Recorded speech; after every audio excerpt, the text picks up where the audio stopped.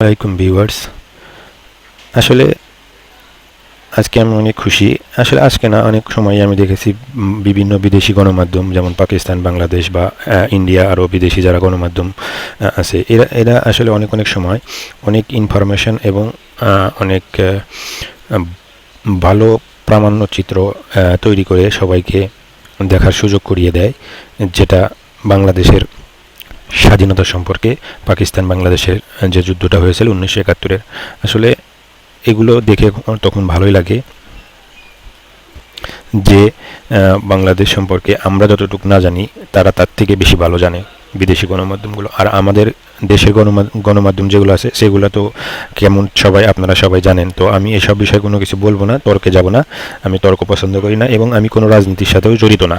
Just বিষয়টা আমার কাছে অনেক ভালো লেগেছে, যার কারণে আমি আপনাদের সাথে শেয়ার করতেছি। তো ভিউয়ার্স, আমি যেটা আজকে দেখলাম যে ভারতের বিশিষ্ট সঙ্গীত লেখক এবং মিউজিক ডিরেক্টর মনোজ মুনতাসের স্যারের একটি প্রামাণ্যচিত্র দেখে খুবই ভালো লাগলো। এই জন্য আমি আপনাদের সাথে ভিডিওটি শেয়ার করতে যাচ্ছি। তো ভিডিওটি আমার কাছে অনেক ভালো লেগেছে, তো যার কারণে আমি আপনাদের সাথে ভিডিওটি শেয়ার করতেছি। আসলে এইসব ইনফরমেশন এদের কাছে আছে। তো আসলে আমি সবসময় প্রাউড ফিল করি যে আমি একজন বাংলাদেশি, গর্বিত বাংলাদেশি। তো এই প্রামাণ্যচিত্রটি দেখার পরেও আশা করি আপনারা আগে যতটুকু গর্বিত মনে করতেন তার থেকে বেশি ভালো গর্বিত মনে করবেন। তো আর কথা বলবো না, চলুন মূল ভিডিওটি আমি আপনাদের সাথে শেয়ার করতে যাচ্ছি। তো যাবার আগে আপনাদের কাছে অনুরোধ, যদি ভিডিওটি আপনাদের কাছে ভালো লেগে থাকে অবশ্যই একটি লাইক দিয়ে দিবেন। আর যদি এই ভিডিও সম্পর্কে কোনো মন্তব্য বা কমেন্ট থাকে তাহলে অবশ্যই কিন্তু কমেন্ট করে জানাবেন। আর আমার এই চ্যানেলটি এখন পর্যন্ত যারা সাবস্ক্রাইব করেননি, please hit the subscribe button, সাথে থাকা অল নোটিফিকেশন বাটনটি অন করে রাখুন, যাতে করে আমার পরবর্তী ভিডিও আপনি মিস না করেন। তো আরও একটি অনুরোধ করছি, ভিডিওটি বেশি বেশি শেয়ার করেন যেন এই ইনফরমেশনটি সবাই দেখতে পারে। আর যারা হিন্দি বোঝেন তাহলে তো আরও কোনো কথাই নেই। তো এটা আসলে প্রামাণ্যচিত্রটি হিন্দিতে, তো হিন্দি যারা বোঝেন তারা অনেক ইনফরমেশন পাবেন বাংলাদেশের বিষয়।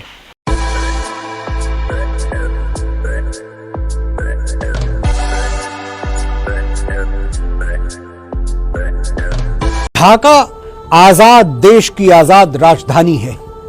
16 दिसंबर 1971 इस ऐलान से दुनिया का राजनीतिक नक्शा हमेशा के लिए बदल गया। पाकिस्तान, जो इससे पहले भारत के पश्चिमी किनारे और पूर्वी किनारे पर था, वो दो हिस्सों में बंट गया, विभाजित हो गया और एक नया आजाद मुल्क पैदा हुआ, आजाद बांग्लादेश। सवाल ये उठता है कि 1971 में वो लड़ाई जो हमने पाकिस्तान से लड़ी थी, वो सिर्फ बांग्लादेश को आजाद करवाने के लिए लड़ी थी या फिर पाकिस्तान को दो टुकड़ों में बांटने के लिए लड़ी थी, या इसके पीछे कोई और भी मकसद था? अगर था तो आज 52-53 साल बाद क्या ये मकसद पूरा हो पाया? नमस्कार, मैं हूं मनोज मुंतशिर। भारत का युग में आपका स्वागत है। आज हम बात करेंगे बांग्लादेश की, बांग्लादेश के जन्म की और बांग्लादेश के मौजूदा हालात की, क्योंकि बांग्लादेश की बात किए बगैर भारत के 75 सालों की बात अधूरी रह जाएगी। ये एक सुखद संयोग है कि बांग्लादेश के आजादी के 50 वर्ष और भारत की आजादी के 75 वर्ष का पड़ाव एक साथ ही आया है। 21वीं सदी में अगले 25 वर्षों की यात्रा बहुत ही महत्वपूर्ण है। हमारी विरासत भी साझी है, हमारा विकास भी साझा है, हमारे लक्ष्य भी साझे हैं, हमारी चुनौतियां भी साझी है।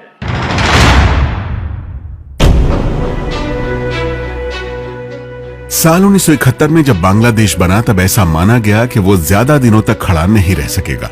खासतौर पर पाकिस्तान को उम्मीद थी कि बांग्लादेश आर्थिक तौर पर फल फूल नहीं पाएगा और खुद ही झुककर पाकिस्तान में विलय की बात करेगा। लेकिन जो बांग्लादेश जन्म के समय वेंटिलेटर पर कहा जा रहा था, वो आज विकास की राह पर दौड़ रहा है। वहीं पाकिस्तान मजहबी कट्टरता और आतंकवाद के चक्रव्यूह में फंसकर आईसीयू में पहुंच चुका है। शिक्षा, स्वास्थ्य और आर्थिक तरक्की से लेकर मानव सूचकांक यानी बेहतर जीवन स्तर तक हर पैमाने पर बांग्लादेश ने पाकिस्तान को काफी पीछे छोड़ दिया है। 189 देशों के मानव विकास सूचकांक सूची में जहां पाकिस्तान 154 नंबर पर है, वहीं भारत 131 और बांग्लादेश 133वें स्थान पर है। विश्व बैंक की जून 2022 की रिपोर्ट के मुताबिक साल 2022 में बांग्लादेश की आर्थिक वृद्धि दर 6.4% रहने का अनुमान है। वहीं पाकिस्तान की ग्रोथ रेट 5% रहने का अनुमान है। बांग्लादेश पर टाइम मैगजीन की 1971 की रिपोर्ट के मुताबिक जब पाकिस्तान एयरलाइन ने बांग्लादेश छोड़ा, उस वक्त पोर्ट सिटी चटगांव के उसके अकाउंट में सिर्फ $16 यानी 117 रुपए थे। लेकिन आज बांग्लादेश के पास 3,44,000 करोड़ रुपए का विदेशी मुद्रा भंडार है। इतना ही नहीं, $1 के मुकाबले जहां पाकिस्तानी रुपए का मूल्य 208 रुपए है, वहीं बांग्लादेश के 93% $1 के बराबर है। इन आंकड़ों का सीधा मतलब यह है कि भारत की मदद से पाकिस्तान से आजाद होने वाला बांग्लादेश अर्थव्यवस्था की पटरी पर भारत से भी ज्यादा तेज रफ्तार पकड़ चुका है। 50 साल पहले जिस बांग्लादेश के पास पेट भरने के लिए अनाज तक नहीं था, उसकी तरक्की आज दुनिया को हैरान कर रही है। वहीं पाकिस्तान को शर्मिंदा और परेशान। 1947 में दुनिया के राजनीतिक नक्शे पर उभरा था पूर्वी पाकिस्तान, जो देश के बंटवारे के बाद बने पाकिस्तान का एक हिस्सा था। लेकिन पूर्वी पाकिस्तान की उम्र ज्यादा लंबी हो नहीं पाई। 24 साल बाद ही पाकिस्तान के इस हिस्से का किस्सा तमाम हो गया और पूर्वी पाकिस्तान बांग्लादेश में बदल गया। लेकिन यह बदलाव, यह तब्दीली अचानक नहीं आई थी, ना ही यह बदलाव कुर्बानियों के बिना हुआ। लाखों लोगों ने जानें गंवाई, तब बना बांग्लादेश, जिसे सबसे पहले एक स्वतंत्र राष्ट्र के तौर पर मान्यता भारत ने दी।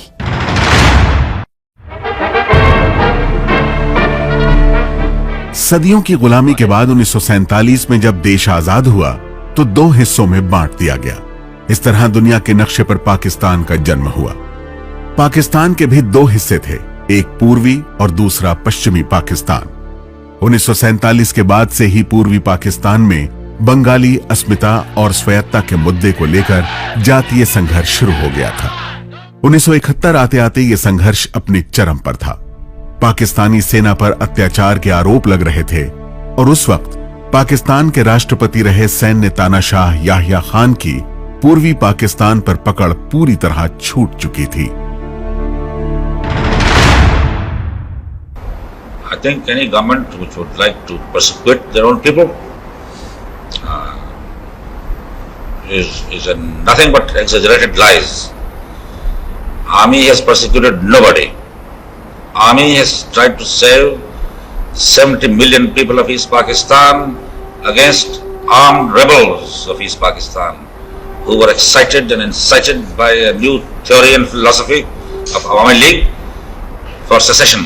As you know, the problem is not an Indo-Pakistan problem. The problem is between the military regime of West Pakistan and the people and the accepted elected representatives of the people of Bangladesh. Bharat और पाकिस्तान के रिश्ते में नया मोड़ तब आया जब 1971 में दोनों देशों के बीच तीसरी जंग हुई और फिर पाकिस्तान का बंटवारा हुआ। ये वो तस्वीरें हैं जो भारत के इतिहास में हमेशा के लिए याद रह गई।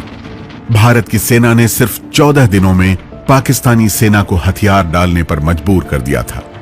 पाकिस्तान के commander lieutenant general A.K. Niazi ने 16 दिसंबर 1971 को ढाका में लेफ्टिनेंट जनरल अरोड़ा के सामने सरेंडर के कागजात पर दस्तखत किए थे और फिर इसी के बाद दुनिया के नक्शे पर वजूद में आया था बांग्लादेश। बांग्लादेश के बनने की यह कहानी अपनी जगह है, लेकिन आज के भारत के सामने अहम सवाल यह है कि क्या इससे हमारी मुश्किलें कम हुई हैं? 1971 की जंग के बाद हमने पाकिस्तान के नक्शे को तो बदल दिया, लेकिन इससे हासिल क्या हुआ? आजाद भारत के 75 साल के सफर में आज जब हम पीछे मुड़कर देखते हैं तो यह जानना और भी जरूरी हो जाता है, क्योंकि बांग्लादेश आज हमारा एक अच्छा पड़ोसी है, तो वहीं पाकिस्तान हमें आतंकवाद की आंखें दिखा रहा है। हमें याद रखना है कि व्यापार और उद्योग में जहां हमारे लिए एक जैसी संभावनाएं हैं, तो आतंकवाद जैसे समान खतरे भी हैं। जो सोच और शक्तियां इस प्रकार की अमानवीय घटनाओं को अंजाम देती हैं, वो अब भी सक्रिय है। हमें उनसे सावधान भी रहना चाहिए और उनसे मुकाबला करने के लिए संगठित भी रहना होगा। 1971 के युद्ध में शर्मनाक सरेंडर के बावजूद पाकिस्तान ने बांग्लादेश को एक स्वतंत्र राष्ट्र मानने में 2 साल लगा दिए। 10 जुलाई 1973 को पाकिस्तान की नेशनल असेंबली ने बांग्लादेश को स्वतंत्र देश स्वीकारने वाला प्रस्ताव पारित किया था, लेकिन पाकिस्तान बांग्लादेश को कभी दिल से स्वीकार नहीं कर सका। करीब 40 साल बाद दोनों देशों के संबंध बेहद खराब हुए जब 2013 में बांग्लादेश में जमात इस्लामी के नेता अब्दुल कादिर मुल्ला को फांसी दी गई। 2015-16 में भी टेरर फंडिंग को लेकर बांग्लादेश और पाकिस्तान के संबंधों में तनाव रहा। अगर 1971 को ही पैमाना माना जाए तो भी दोनों देशों के बीच फर्क साफ नजर आता है। पाकिस्तान की प्राथमिकता जहां एटम बम और आतंकवाद रहा, वहीं बांग्लादेश का फोकस विकास रहा। बेरोजगारी घटाने, निर्यात बढ़ाने, लोगों का जीवन स्तर सुधारने पर जहां बांग्लादेश ने जोर दिया, वहीं सैनिक तानाशाही के चक्रव्यूह में फंसकर पाकिस्तान चीन का मोहताज बन गया। पाकिस्तान का विदेशी मुद्रा भंडार 76,817 करोड़ रुपए है, वहीं बांग्लादेश का विदेशी मुद्रा भंडार करीब 3,33,000 करोड़ रुपए है। साल 2021 में पाकिस्तान का निर्यात लक्ष्य 2,99,000 करोड़ रुपए है, वहीं बांग्लादेश का निर्यात लक्ष्य 4,11,000 करोड़ रुपए है। इन आंकड़ों से साफ जाहिर है कि 17 करोड़ की आबादी वाले बांग्लादेश ने 50 सालों में अर्थव्यवस्था के मोर्चे पर जो कुछ हासिल किया है, पाकिस्तान उसका बस ख्वाब ही देख सकता है। आज भी पाकिस्तान को अपना 2 हिस्सों में बंट जाना चुभ रहा है। आज भी वो उस जख्म को सहला रहा है जिसका नाम है पूर्वी पाकिस्तान। पाकिस्तान के इस दर्द का अंदाजा इसी से हो जाता है कि बांग्लादेश को मान्यता देने में उसने 4 साल लगा दिए। आज भी बांग्लादेश के वजूद को वो पूरी तरह स्वीकार नहीं कर पाया है। बांग्लादेश और भारत की दोस्ती भी उसकी आंखों में किसी कांटे की तरह खटकती है। भारत और बांग्लादेश के बीच कारोबार का रिश्ता भी बेहद मजबूत रहा है, वहीं पाकिस्तान बांग्लादेश के बीच इस रिश्ते में भी दरार है। भारत और बांग्लादेश के बीच करीब 100 संधियां हो चुकी हैं। हालांकि पानी के बंटवारे और सीमा पर होने वाली हत्याओं जैसे मुद्दों का समाधान निकालना अभी बाकी है। खास बात यह है कि भारत बांग्लादेश को एक छोटा नहीं बल्कि बड़ा देश मानता है जो तेजी से तरक्की कर रहा है, और बांग्लादेश की इस कायापलट का राज उसके एक्सपोर्ट यानी निर्यात में छुपा है। आजादी के समय जिस बांग्लादेश के सामने खाने का संकट था, आज वो रेडीमेड गारमेंट का सबसे बड़ा निर्यातक देश है। अमेरिका और यूरोपीय देशों को बांग्लादेश बड़े पैमाने पर झींगा, जूट, चमड़े का सामान और चाय भी बेचता है।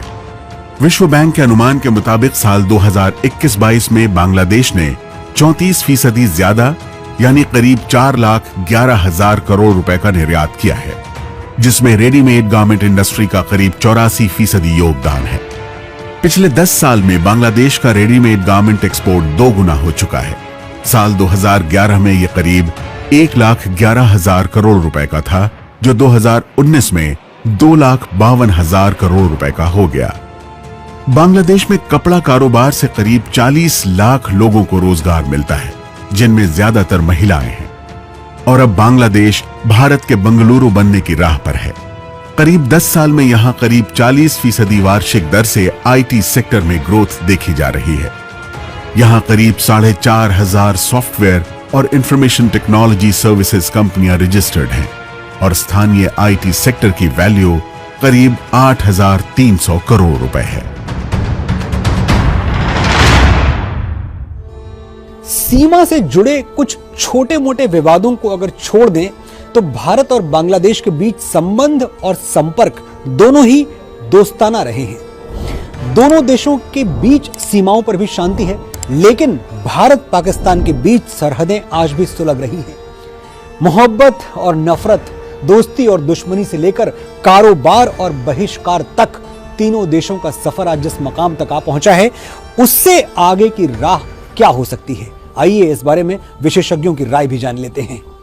कोशिश पूरी करी जा रही है कि भारत और बांग्लादेश के जो व्यापारिक संबंध हैं, आर्थिक संबंध हैं, उनको नेक्स्ट लेवल पर ले जाने का।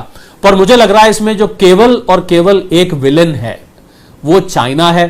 चाइना ने वहां पर $1 बिलियन से भी ज्यादा की फॉरेन डायरेक्ट इन्वेस्टमेंट करी हुई है और चाइना भारत के आसपास के सब इलाकों को अपने ऊपर निर्भर कर देना चाहता है, आर्थिक रूप से उनको अपंग कर देना चाहता है। तो मुझे लग रहा है बांग्लादेश अगर अपने आप को इस चीन के लुभावने एग्रीमेंट से और चेकबुक डिप्लोमेसी जिसको कहते हैं, अगर उससे बचा के रखेगा तो मुझे पूरी उम्मीद है कि भारत और बांग्लादेश के बीच में आर्थिक संबंध बहुत मजबूत हो सकते हैं। जीडीपी के बढ़ने से समस्याओं का समाधान नहीं हो जाता, इकोनॉमिक समस्याओं का, और वो भारत, चाइना और दूसरे साउथ ईस्ट एशिया के देशों की तरफ भी देख रहे हैं और वो वहाँ से भी निवेश बहुत सी कंट्रीज़ का उनके आ रहा है।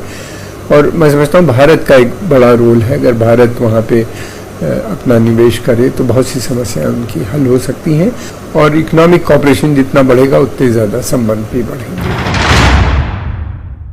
पाकिस्तान से तीसरी जंग के बाद भारत ने तेज तरक्की का रास्ता अपना लिया। बांग्लादेश ने भी खुद को संभाला और संवारा है, लेकिन पाकिस्तान वो आतंकवाद के बिछाए हुए अपने ही मकड़ जाल में उलझ के रह गया है।